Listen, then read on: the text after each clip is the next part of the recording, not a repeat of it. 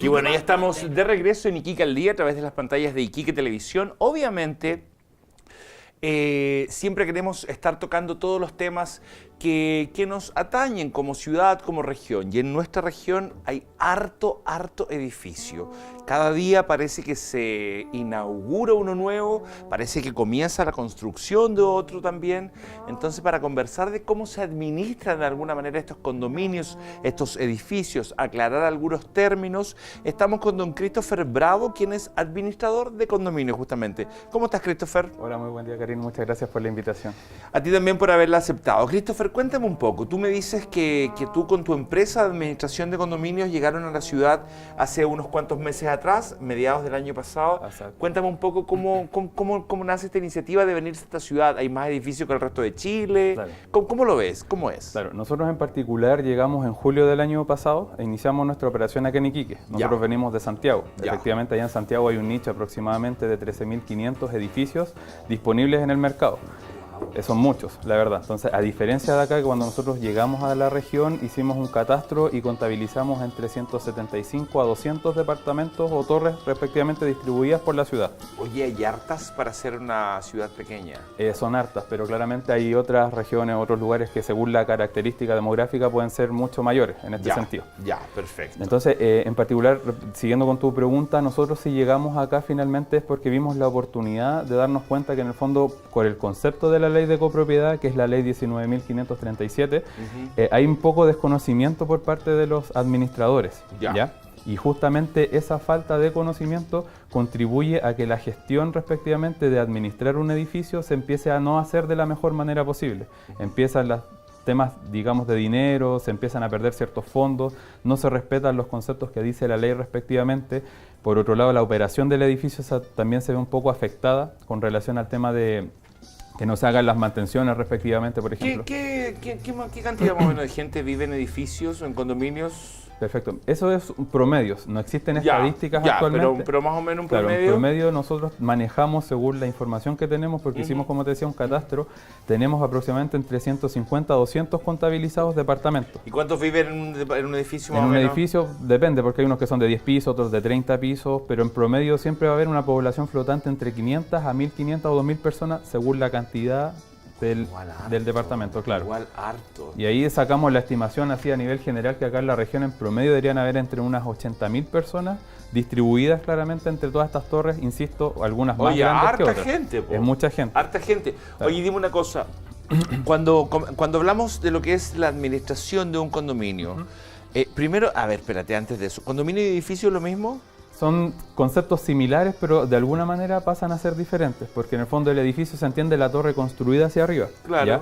El condominio es un concepto general que se utiliza finalmente como para establecer que, porque las personas vivan agrupadas en un lugar, se considera un condominio. Pero en el fondo también se hace la separación entre que el edificio se entiende la torre de 10 pisos, 15 o 30 pisos, y los condominios por lo general se asimilan a estos lugares más distribuidos. Es decir, por ejemplo, acá en la zona, digamos, por La Tirana, donde están estos condominios que se cayeron estos edificios para el terremoto, por ejemplo, hace 4 años atrás, ahí hay un condominio, por ejemplo, social. Entonces, en el fondo ahí se entiende que como está distribuido en torres de 4 pisos, se le llama más condominio que decir eso es un edificio. Por eso entonces hace esa separación. ¿Por qué le dices condominio social?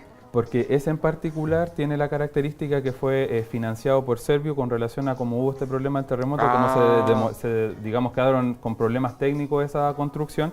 En el fondo se tomó la decisión por parte Tuvo que intervenir el gobierno. Exactamente, para en el fondo darle la vivienda respectivamente a todas estas personas que fueron afectadas en esa oportunidad. Oye, Christopher, las acciones que debe hacer, digamos, el administrador. Perfecto. Nosotros ahí avanzamos en 4 áreas puntualmente.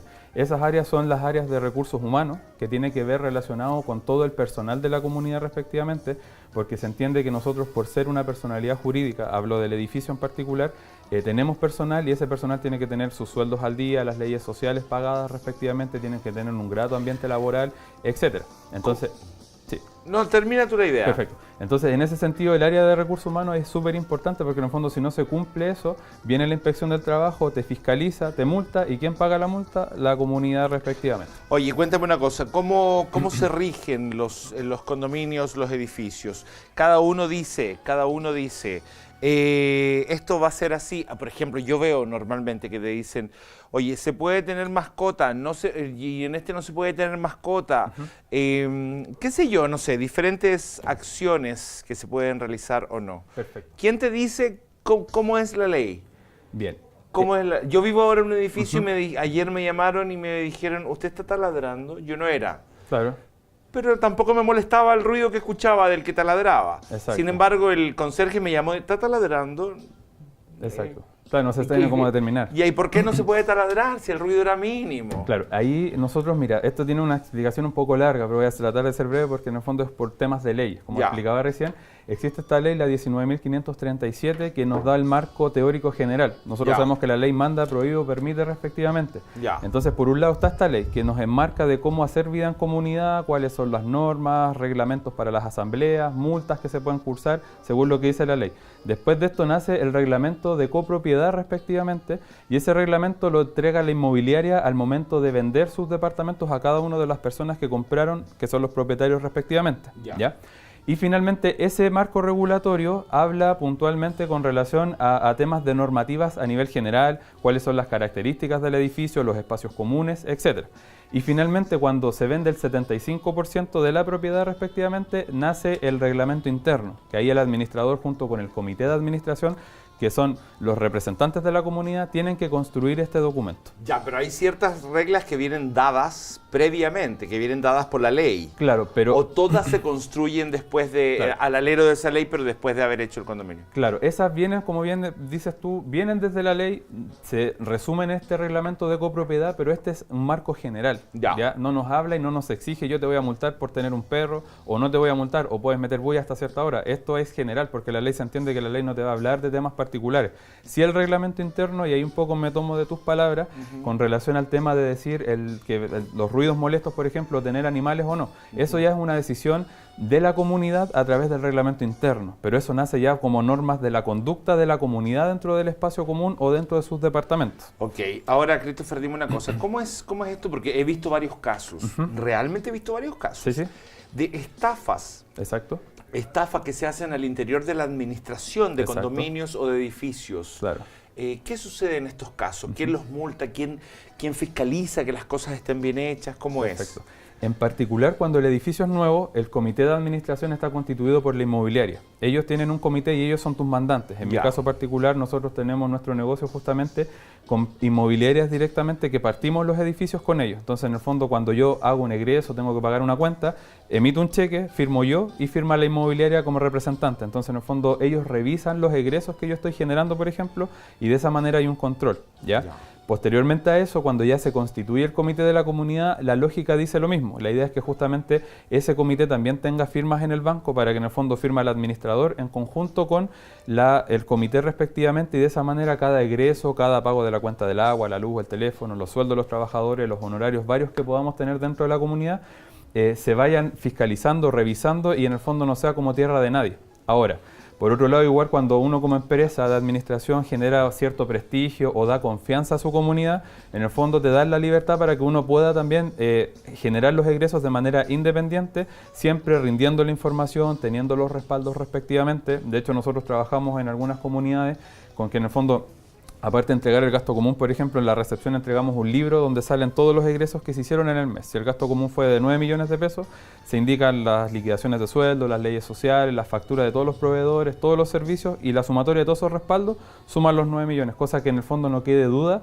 que en el fondo la plata se está gastando como corresponde. Y ahí es justamente cuando el administrador está solo, no tiene quien lo controle, en el fondo se empiezan a generar estos espacios de que se empieza a juntar mucho dinero, y como claro, hay mucha plata porque de verdad uno como administración, en mi caso que tengo 5 comunidades, claramente administramos muchos recursos, puede ser que algunos inadaptados en sentido figurado tomen la iniciativa de empezar a hacer algún recorte o alguna cosa que no corresponda.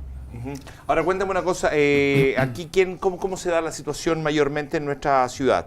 ¿Se contratan servicios externos como el que ofreces tú o normalmente administra alguien del mismo edificio? Claro.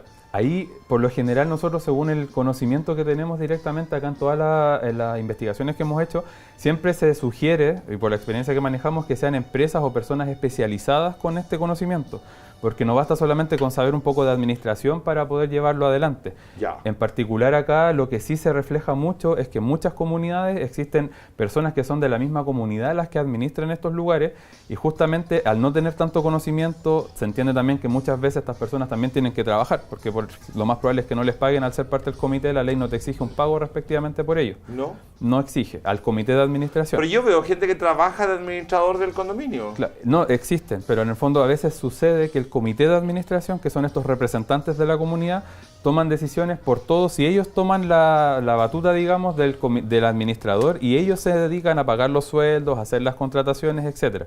Y como el trabajo de ellos en particular no es remunerado, es ahí donde viene la otra parte y dice, oye, pero yo estoy trabajando acá, por ende empezamos con la parte un poco más negativa del tema. Ok, oye Christopher, ya para poder terminar, entonces tú me dices que aproximadamente unas 80.000 personas en esta ciudad viven en edificios o condominios. Exactamente. Que hay diferencias entre un edificio y un condominio, pero que sin embargo cada uno hace reglas internas propias. Exactamente. ¿Verdad? Para hacer esta regla tiene que estar de acuerdo todo el grupo. Efectivamente, la ley en este caso te exige que se tiene que generar una asamblea. Ya por lo general siempre existen asambleas ordinarias y extraordinarias. En el caso de la asamblea extraordinaria, que son 9 puntos solamente que se pueden tocar, pero hablan más de cambios de la infraestructura o cambios de espacios comunes, para decir, no sé, tenemos 5 estacionamientos que no se están usando, un ejemplo, por ende los vamos a cambiar y transformar en una zona de juegos para poner juegos para los niños, solamente un ejemplo. Entonces, ¿se da?